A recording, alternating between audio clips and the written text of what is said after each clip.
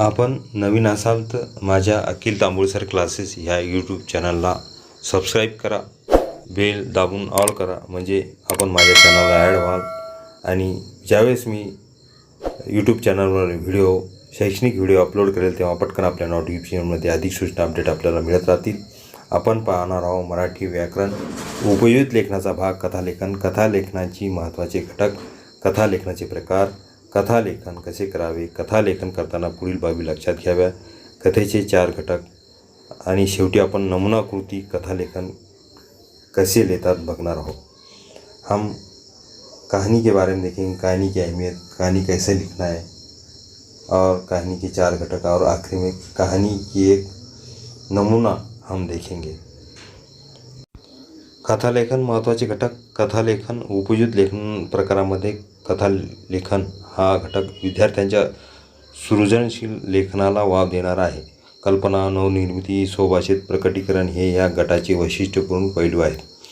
कथालेखनाचे योग्य सरावाने भावी कथालेखक घडू शकतील.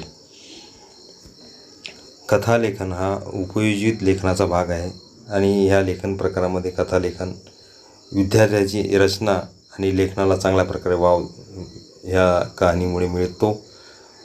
कल्पना करून, विचार करून आणि स्वभाषेत चांगल्या प्रकारे कहाणी लिहिल्या जाते आणि कहाणीचे जास्त सराव जर केला तर तो भावी पुढे कथालेखकसुद्धा होऊ शकतो. हम कहानी के बारे में देख रहे हैं. कहानी उपयुक्त लेखन का हिस्सा है. कहानी अच्छी तरह से लिख सकते हैं, सोच कर और खुद के भाषा में कहानी लिख सकते हैं और ज़्यादा प्रैक्टिस हुई तो आगे कहानी का मुसन्निफ बन सकता है, लेखक बन सकता है. कथाबीज म्हणजे कहाणी. कथाचे विविध प्रकार पडतात. कथालेखन उदाहरण पाहूया. 1 शौर्यकथा, 2 विज्ञानकथा, 3 बोधकथा, 4 ऐतिहासिक कथा, 5 रूपक कथा, 6 विनोदी कथा इत्यादी कथालेखनाचे प्रकार आहेत. 6 कहानी की किस्में है, प्रकार है. मराठी कथालेखन कसे करावे. 1 कथाबीज. कथालेखन ही कल्पकतेवर आधारलेली कला आहे. कथालेखन करताना कथाबीजाच्या विषयास अनुसरून दैनंदिन निरीक्षण, वाचन, अनुभव, सृजनशील कल्पना, तर्कसंगत विचार यांचा विचार करून कथाबीज फुलवावे. कथा लिहिताना आपले विचार करून चांगल्या प्रकारे कथा लिहायची आहे आणि कथा विषयानुसार लिहायची आहे. दैनंदिन निरीक्षण करून, वाचन, अनुभव आणि विचार करून कथा लिहावायची आहे आणि कथेला चांगला आकार द्यावायचा आहे. कहानी सब्जेक्ट के हिसाब से लिखना है, सोच समझकर अच्छे लिखना है. 2 कथेची रचना. कथेला प्रारंभ, मध्य व शेवट असावा. कथेची सुरुवात आकर्षक असावी. वाक्याची रचना पालाळिक नसावी. आकलनपूर्ण छोटी छोटी वाक्य असावी. कथेचा मजकूर सातत्याने उत्कंठावर्धक असावा. कथेतील आशयाला काहीतरी वळण असेल तर उत्कंठा अधिक वाढते. कथा नेहमी भूतकाळातच लिहावी. आता इथे सांगितलेलं आहे कथेची सुरुवात, मध्य आणि शेवट आकर्षक असावा. चांगल्या भाषामध्ये सुस्पष्ट चांगल्या अक्षरामध्ये कथा लिहावी. छोटी छोटी वाक्याचा वापर करावा आणि कथेचा मजकूर चांगला असावा आणि कथा भूतकाळात लिहावी. कहानी की शुरुआत, कहानी के आखिरी आकर्षक अच्छी होनी चाहिए. कहानी के जो भी जुमले छोटे छोटे और अच्छे होने चाहिए और कहानी ज़माने माजी में लिखना ज़रूरी है आणि भूतकाल में. 3 कथेतील घटना व पात्रे. कथाबीजानुसार कथेतील पात्रे व घटना निवडाव्यात जे कथाबीजाला पुढे नेऊ शकतील. घटना घडण्याचे स्थळ सुसंगत निवडावे. पात्र, घटना व स्थळांच्या वैशिष्ट्यांचे बारकावे जाणून घेऊन वर्णन करावे. वर्णन चित्रदर्शी असावे. आता कथेतील घटना, पात्रे ही कथेनुसार घटना, पात्रे निवडावे आणि त्यानुसार कथा लिहावी. तसेच कथामध्ये स्थळ, घटना हे निवडून बारकाईने चांगल्या प्रकारे वर्णन करून कथा लिहावायची आहे आणि कथा चित्रदर्शी असावी. कहानी के रोल देखकर, घटना देखकर और कहानी लिखना आहे. 4 पात्रांचे स्वभाव विशेष कथेतील आशयाला संपर्क असे पात्रांच्या स्वभाव व विशेषांचे व त्या अनुषंगिक वर्तनाची वर्णन करावे. उदाहरण, राग आला तर त्याने हाताच्या मुठी करकचून आवडल्या इत्यादी.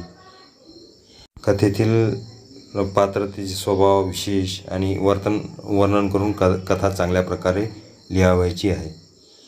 कहानी के मिजाज, खासियत देखकर और उनके रहन सहन देखकर कहानी लिखना है, उसके मुताबिक कहानी लिखना है.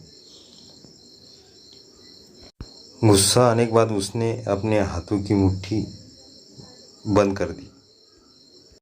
कथेतील संवाद व भाषा, कथेत निवडलेल्या परिसराला कथाबीज अनुसरून कथेची भाषा असावी. अलंकारिक भाषेचा वापर करून कथेची परिणामकारकता वाढवता येते. विरामचिन्हाचा योग्य वापर करावा. संवादाची परिणामकारकता विरामचिन्हामुळे निर्माण होते. पात्राच्या तोंडी पात्राच्या वैशिष्ट्यांच्या गरजेनुसार ग्रामीण भाषा व बोलीभाषा यांचा वापर सहजतेने करायला हवा. कथेमध्ये वाक्प्रचार, म्हणी यांचा सुयोग वापर करावा. आता बघा, या कथेमध्ये संवाद, डायलॉग जसा भाषा, कथेत निवडलेल्या परिसरात कहाणी, कथेला अनुसरून कथेची भाषा चांगली असावी. अलंकारिक भाषेचा वापर करावा. तसेच विरामचिन्हाचा सुद्धा वापर करावा. व्याकरणाच्या नियमाने कथा लिखाण करावे. पुन्हा कथेमध्ये आपली जी भाषा आहे, ग्रामीण भाषेचा वापर, तसे बोली भाषेचा सुद्धा वापर करावा. आणि तसेच वाक्प्रचार, म्हणी ह्याचा सुद्धा कथेमध्ये वापर करावा. कहानी लिखते वक्त हमारे डायलॉग, भाषा साफ सुथरी होनी चाहिए और व्याकरण के नियम से हमने कहानी लिखना है.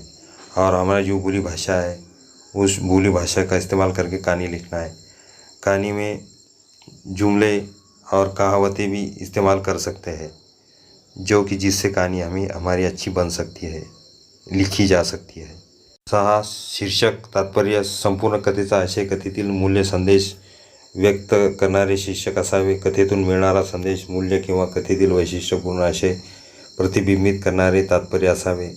कथालेखन पूर्णतः सृजनशील कल्पकतेवर अपेक्षित आहे. कथाबीज विस्तारासाठी, अपूर्ण कथा पूर्ण करण्यासाठी वेगळा नाविन्यपूर्ण विचार किंवा कल्पना अपेक्षित आहे.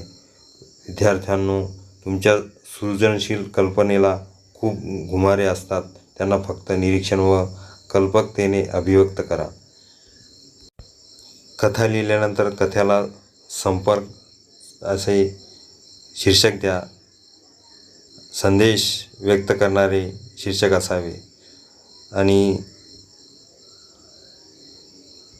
कथेतून आम्हाला काय संदेश मिळाला. अपूर्ण कथा पूर्ण करण्यासाठी जे नाविन्यपूर्ण विचार आहे, कल्पना आहे, ते आपल्याला अपेक्षित कथा लिखताना कामी पड़ेल. कहानी लिखना ख़त्म होने के बाद में उसे जचेंगा ऐसा शीर्षक देना चाहिए. हाँ, कहानी से हमें क्या संदेश मिला है और कहानी हमें सोच समझ कर लिखना बहुत ज़रूरी है. कथालेखन करताना पुढील बाबी अवश्य लक्षात घ्याव्यात. 1. दिलेले सर्व मुद्दे लक्षपूर्वक वाचून कथेचा आराखडा समजावून घ्यावा. कथेची मध्यवर्ती कल्पना लक्षात घ्यावी. कथेतील स्थळ, पात्रे यांना नावे द्यावीत. संपूर्ण कथा भूतकाळात लिहावी. कथा चांगल्या प्रकारे वाचा.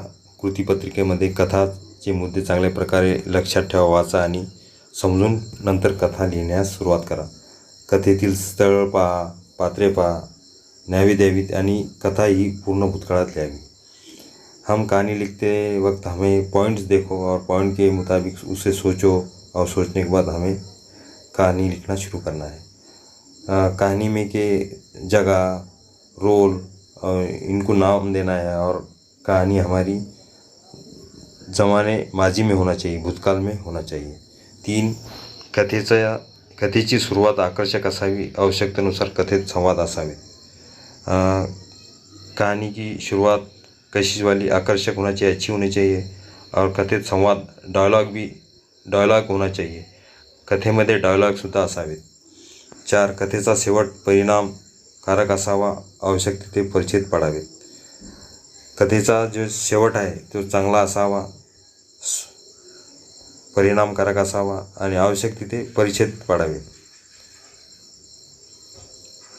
5 कथेचा समारोप केल्यावर तात्पर्य म्हणजे कथेतून काय शिकवण दिली आहे ते लिहावे. कथा लिहिणे पूर्ण झाल्यानंतर आपण कथेपासून आपल्याला काय मिळाले, तात्पर्य काय शिकवण मिळाली ते आपल्याला लिहावयाचे आहे. 7 कथेला योग्य शीर्षक द्यावे. त्यासाठी म्हणीचा वापर केल्यास हरकत नाही. कथेला योग्य वाटेल ते नाव द्यायचे, आपल्याला शीर्षक द्यायचे आहे आणि त्या शीर्षक देताना तिथे म्हणीचा सुद्धा वापर केला तर चालेल. म्हणीचा वापर केला तर काही हरकत नाही. कहानी अच्छी लिखना है, परिच्छेद भी देना है, पैराग्राफ और कहानी से हमें क्या सीख मिली है वो भी आखिरी में लिखना है. और कहानी को ऐसा जचेंगे ऐसा नाम शीर्षक देना है और उसमें उस कहानी में म्हणी आणि कहावते का भी इस्तेमाल कर सकते हैं. 7 कथेमध्ये फारच लहान वाक्य किंवा अत्यंत मोठे वाक्य नसावे. कथा लिहिताना वेगवेगळ्या घटना आणि थीम समतोल मार्गाने लिहिल्या पाहिजेत. कथा लिहिताना लहान किंवा अत्यंत मोठे असे वाक्य नसावे. घटनाशी संबंधित वाक्य सुटसुटीत चांगले लिहावे. कहानी लिखते वक्त हमारे जो जुमले छोटे बड़े नहीं होना चाहिए और घटना के वाक़या के मुताबिक कहानी के जुमले होना ज़रूरी है. 8 कथेची भाषा शैली सोपी असावी. कठीण वाक्य कथा लेखनात वापरल्या जाऊ नये.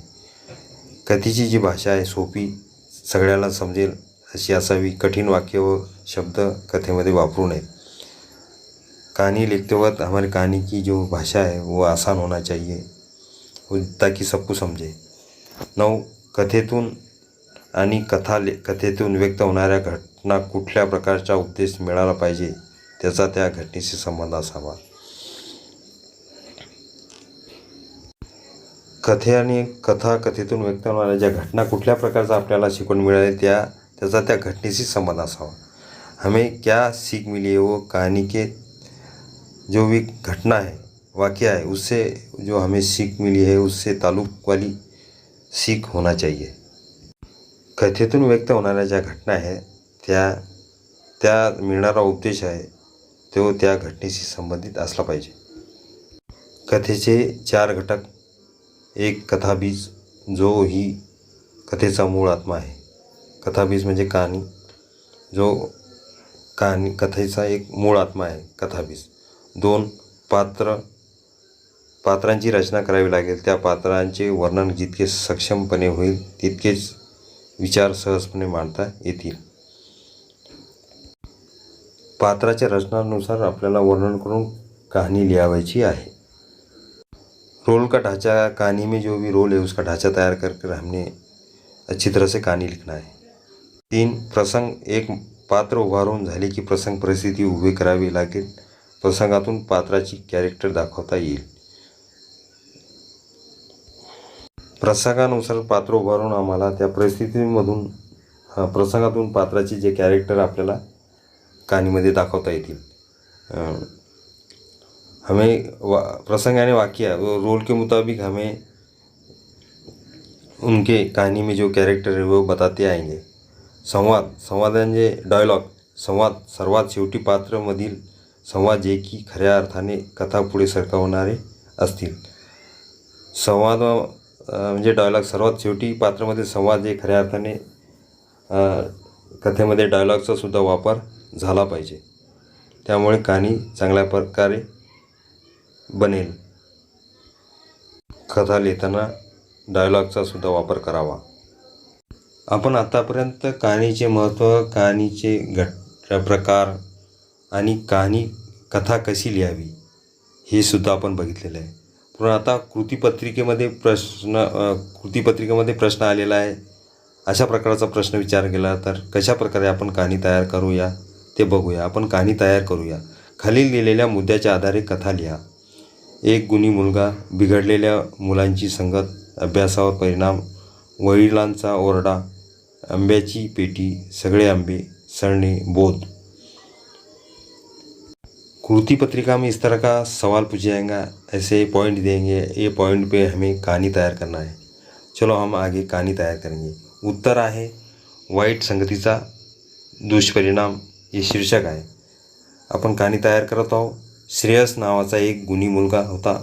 तो सर्वांशी आदराने प्रेमाने वागे। गावातील सगळे लोक त्याच्या गुणांचे कौतुक करत। मात्र एकदा त्याची चंदू ह्या बिघडलेल्या मुलाशी मैत्री झाली। इतकी गट्टी जमली की दोघे शाळेनंतरही एकत्र गावभर फिरत। हळूहळू श्रेयसचे अभ्यासातील लक्ष उडाले। शाळेचा गृहपाठ पूर्ण न करता तो चंदूसोबत दिवसभर वेळ वाया घालवू लागला। शाळेच्या परीक्षेच्या निकालानंतर याचा चांगलाच परिणाम दिसून आला। उत्तम गुण मिळवणारा श्रेयस चक्क नापास झाला। घरी श्रेयसचे वडील त्याचे निकालपत्र पाहून त्याला खूप ओरडले। चंदूच्या संगतीमुळे त्याचेही वर्तन वाईट होत असल्याचे त्यांनी सांगितले। सोबतच चंदूची मैत्री तोडायला सांगितले। मात्र श्रेयसला ते पटले नाही। चंदू त्याचा चांगला मित्र आहे, त्यामुळे त्याच्याशी मैत्री तोडणार नाही अशी भूमिका घेतली। तेव्हा ही गोष्ट त्याला समजावून सांगण्यासाठी वडिलांनी युक्ती केली। वडिलांनी एके दिवशी एका आंब्याची पेटी आणली। रसाळ आंबे पाहून श्रेयस खुश झाला। मग वडिलांनी एक सडका आंबा श्रेयसला त्याच पेटीत ठेवायला दिला। 2-3 दिवसांनी श्रेयसला पेटीतून काही आंबे आणावयास सांगितले। श्रेयस पेटीकडे जाऊन पाहतो तो काय, सर्व आंबे सडले होते। इतके रसाळ आंबे सडले कसे हे समजेना। त्याने वडिलांना येऊन सांगितले। त्यावर वडील त्याला म्हणाले, पाहिलास, एक सडका आंबा इतर रसाळ आंब्यांनाही सडवू शकतो। हेच माणसांनाही लागू होतं। त्यामुळे आपल्या आजूबाजूला असा सडका आंबा नाही ना, याची काळजी घ्यायला हवी। हे ऐकताच श्रेयसला वडिलांच्या बोलण्याचा रोग समजला व स्वतःची चूक उमगली। त्यानंतर त्यांनी चंदूची संगत सोडून दिली। पुढे त्याने खूप प्रगती केली व गावात सज्जन, मेहनती, यशस्वी मुलगा म्हणून स्थान निर्माण केले। आता तात्पर्य या कथेपासून आपल्याला काय शिकवण मिळाली? संगत माणसाला घडवते, तशीच बिघडवतेही। त्यामुळे संगत नेहमी चांगल्या माणसाची धरावी।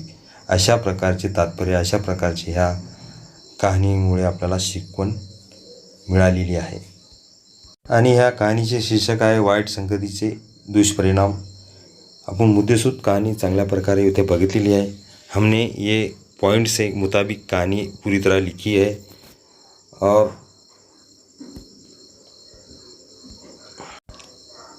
बुरी संगत का किस तरह बुरा हाल होता है इसके बारे में हमने देखे है। अशा प्रकारे आपण मुद्द्यावरून कहाणी तयार केलेली आहे। आणि कहाणी कशी लिहावी, कहाणीचे महत्त्व, कहाणीचे प्रकार आपण सगळे बघितलेले आहे। आपण सुद्धा विद्यार्थी मित्र कोणत्याही मुद्द्यावर, चित्रावर किंवा आपण चांगल्या प्रकारे कहाणी लिहून परीक्षेमध्ये चांगल्या प्रकारचे मार्क गुण मिळू शकता। आपल्याला हा व्हिडिओ आवडला असेल तर माझ्या चॅनलला सबस्क्राईब करा, लाईक करा, कॉमेंट्स करा, शेअर करा।